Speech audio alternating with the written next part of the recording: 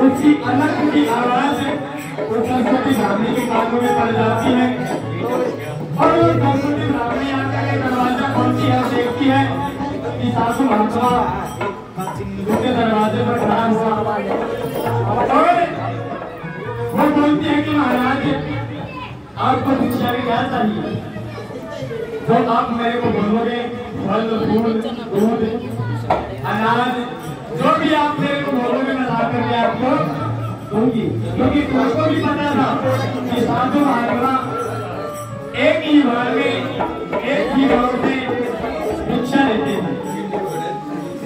और जब वो सरस्वती ब्राह्मणी बोली महाराज आपको भिक्षा में क्या चाहिए,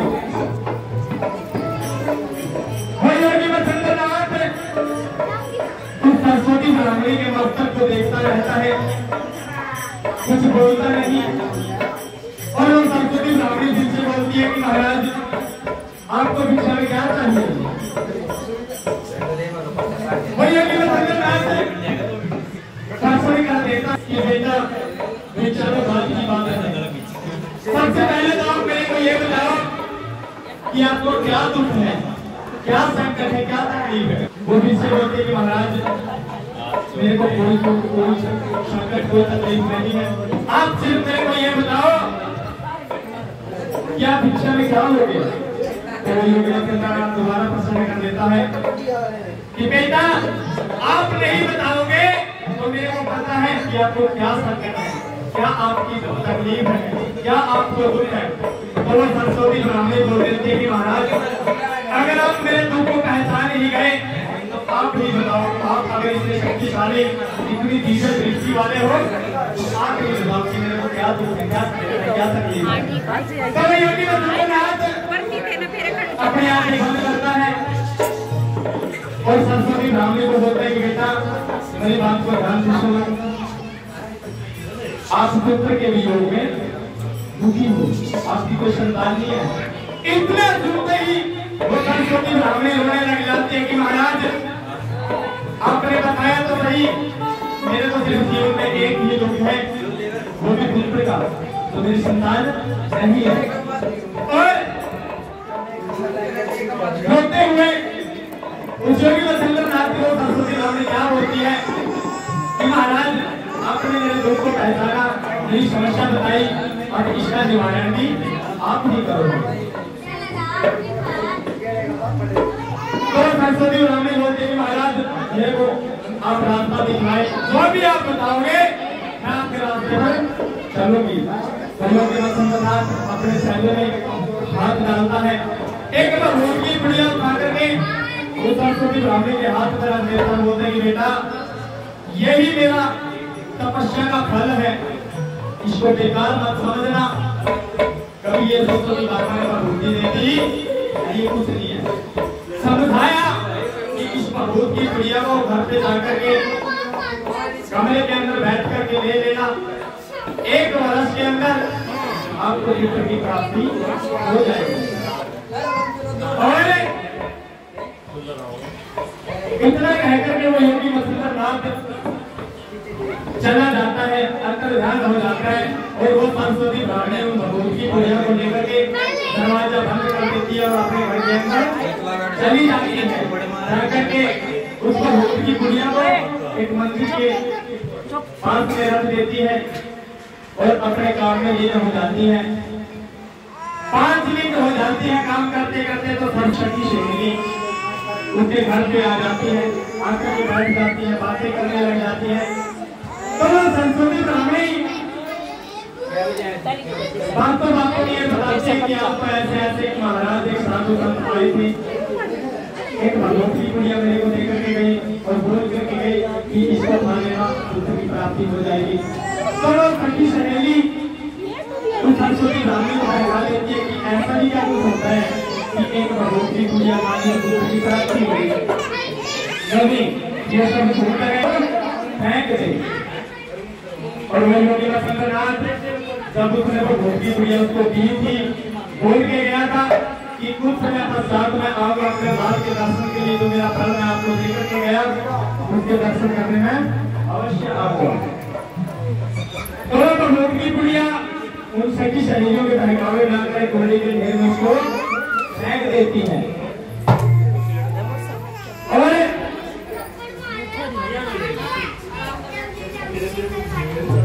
उससे पहले कुछ बातों से वसुंधरा से प्रार्थना करती है और उसने उसको भोगी पुड़िया को लेते समय क्या मांगा था, रोते रोते जब उसने चोरी करी और अपने के बयान योगी वसुंधरा क्या करके घर के द्वारा सच्चे दरबार में उसने बताया हमारी कुल की बेल चला रे होना था,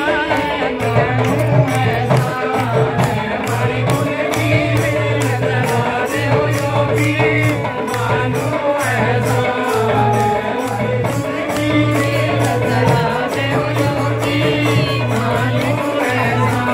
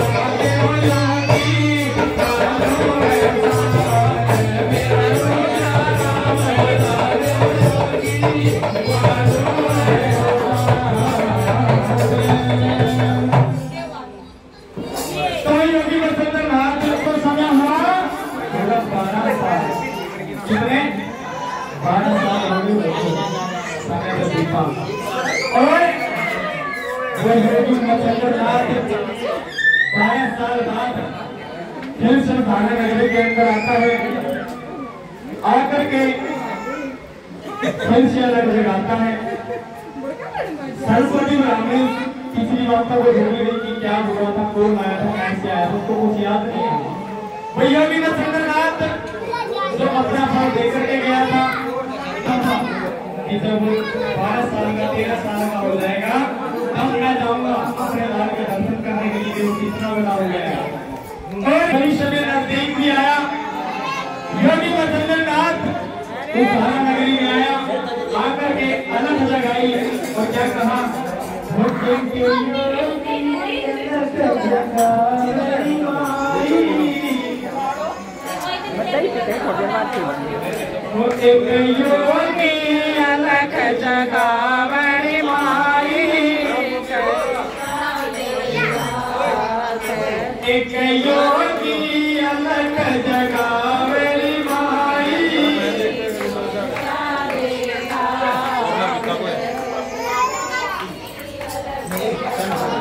जबरदस्ती करके जब हो गए जब एक योगी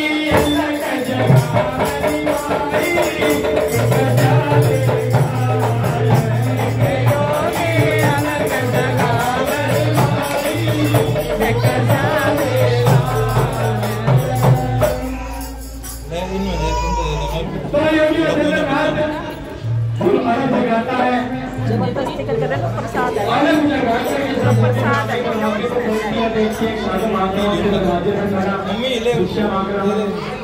और पिछली बातों को भूल गई थी, क्या हुआ था, कैसे हुआ था, कौन आया था। वो योगी वसंतनाथ को बोली कि महाराज आपको भिक्षा में क्या चाहिए। तो योगी वसंतनाथ भिक्षा लेने से मना कर देता है और बोलता है कि हे बेटा, मैं वही साधु, वही आत्मा हूँ जो बड़े साल पहले आपके दरवाजे पर आया था, आकर के आपको फल देकर के गया था।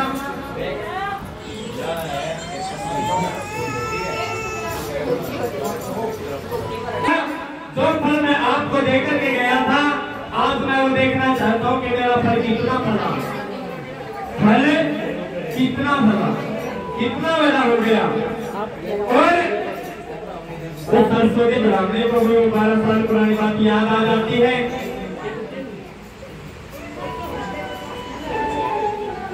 बात जब याद आती है, सरस्वती ब्राह्मणी को पछतावा होता है कि ये मेरे से क्या गलती हो गई।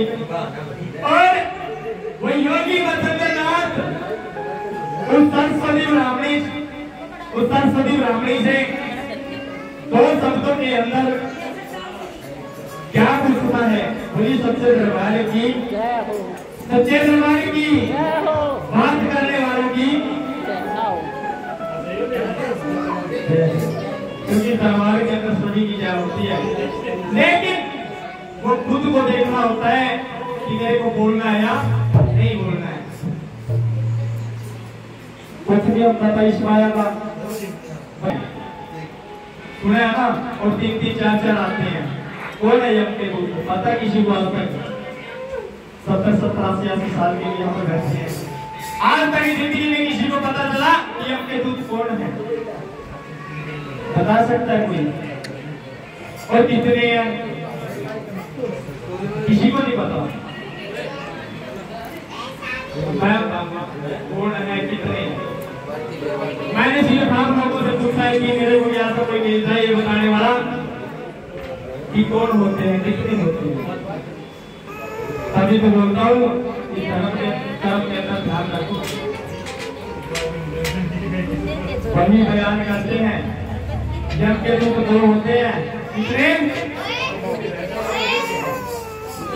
कितने हुए? सोया बोली और जोर गए, और जोर गए।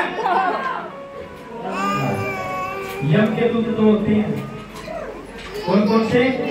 कर्म और धर्म, जो मनुष्य के जन्म के साथ आते हैं और मृत्यु के साथ जाते हैं। तो क्या हुए, जब आदमी मृत्यु शैया पर जाने के लिए तैयार होता है, 5-10 मिनट उसकी रह जाती है, तो एक कंधे पर धर्म और दूसरे कंधे पर कर्म बैठ करके बतलाता है कि इस मनुष्य ने अपने जीवन के अंदर कितना धर्म किया और कितना कर्म किया, वही बताते हैं। और यही कोई यम के दूत है, कोई सिंधु वाला नहीं आता। हमारे जन्म के साथ ही यम के दूत पैदा होते हैं और मृत्यु के साथ ही हमारे साथ वो चले जाते हैं। एक भैया बेटा ध्यान से सुनने की बात है, कोई नहीं बता रहा जिंदगी में। तो ये भी हमारे दो यम के दूत है, धर्म और आगे से कोई पूछे तो यही बताएंगे। होते ही यम के दूत बोल तो दिया, हमारे जन्म के साथ पैदा होते हैं और मृत्यु के साथ चले जाते हैं। वो नया धरती पर आते, ना कोई ऊपर से आता, ना कोई नीचे से, ना दाएं से, ना बाएं से, जन्म के साथ आते और मृत्यु के साथ ही चले जाते हैं। वही यम के दूत हमारे लोग। और वही योगी वसंतनाथ उस सरस्वती ब्राह्मणी से क्या पूछता है, तो क्या कहता है?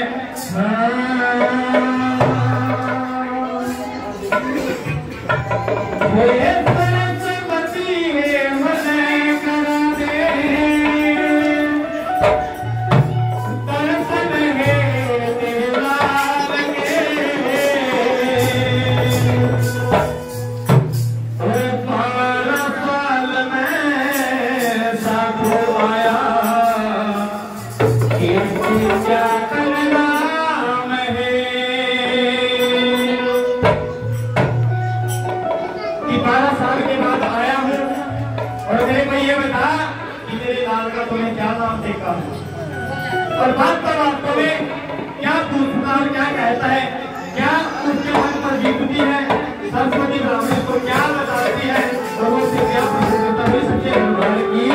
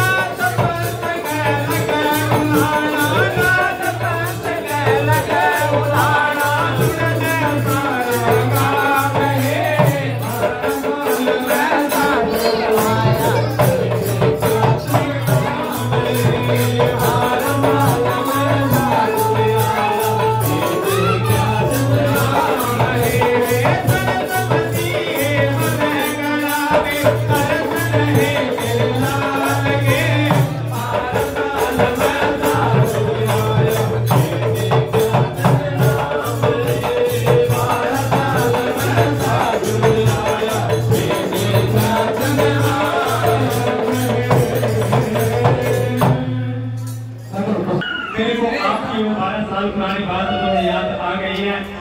आप आए थे, आपने फल दिया था, लेकिन मेरे से बोलो तो मेरी भूल होगी।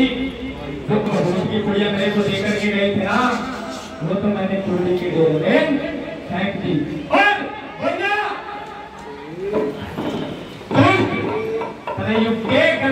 मेरी शानों की तपस्या 1 मिनट में बेकार कर दी।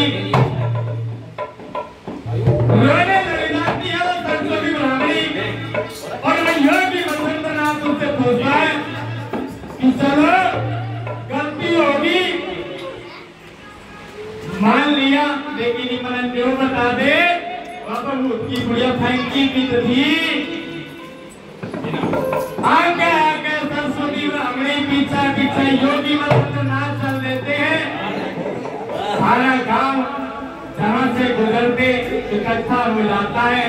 आस पड़ोस पन्ने मोहल्ले के जिसको पता चलता है कि एक बापा आगे आगे सरस्वती ब्राह्मणी चल रही और पीछे पीछे एक बापा, ये क्या बात है। और जब वो सरस्वती ब्राह्मणी कुछ योगी वसंतनाथ को कुर्डी के ढेर के पास ले जाती है, ले जाकर के बोलती कि महाराज इस कुर्डी के अंदर मैंने उस भगवत की कुड़िया को फेंका था। सारा गांव सबूत इकट्ठा होकर देखने लग गया और भैया की वसंतनाथ अपने कमंडल माता जल लेकर अपनी शक्ति में याद करके उस कुर्डी के ढेर में फेंक देता है। और जब कुर्डी के ढेर में पानी के छींटे जल के गंगा जल के पवित्र जल के छींटे लग गए और आवाज लगा भैया की वसंतनाथ की बेटा, और कुर्डी के अंदर से एक बच्चे की आवाज आती है। तो बच्चा वो बोलता है कि बेटा, अंदर से आवाज आती है कि हाँ गुरुजी। सारा गांव अचंभे में पड़ जाता है, देखता है कि एक बापा कुर्डी को आवाज लगा रहा है, कुर्डी के अंदर से आवाज आ रही के चला है यो। और गांव जो जुड़ा हुआ था आपस में क्या बातें करता है, बड़ी सच्ची सरकार की।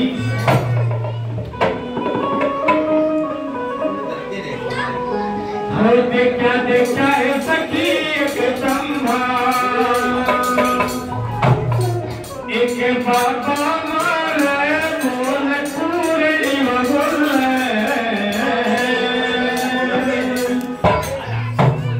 सभी ने ताली बजाई है। कहना है और देखा है सखी एक चंदा, देखा है सखी एक चंदा,